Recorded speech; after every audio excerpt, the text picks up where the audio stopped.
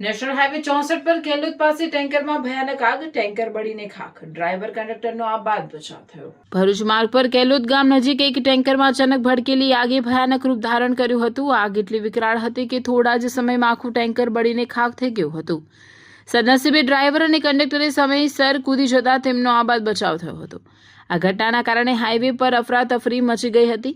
આગની જ્વાળા અને ધુમાડાના ગોટે ગોટા ના કારણે વાહન ચાલકોમાં ભયનો માહોલ સર્જાયો હતો અને ટ્રાફિક લાંબા સમય સુધી પ્રભાવિત રહ્યો। અનેક વાહન ચાલકોને અટકવું પડ્યું, જેના કારણે મોટા પાયે અવરજવર ખોરવાઈ।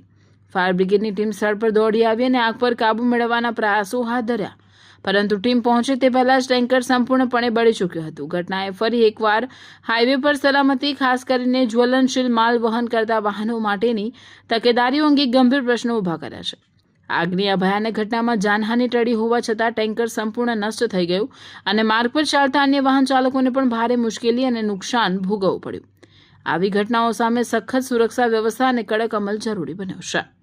રિપોર્ટર આદિલ ખત્રી, શિરોડ સમાચાર ન્યૂઝ, ભરૂચ આમોદ।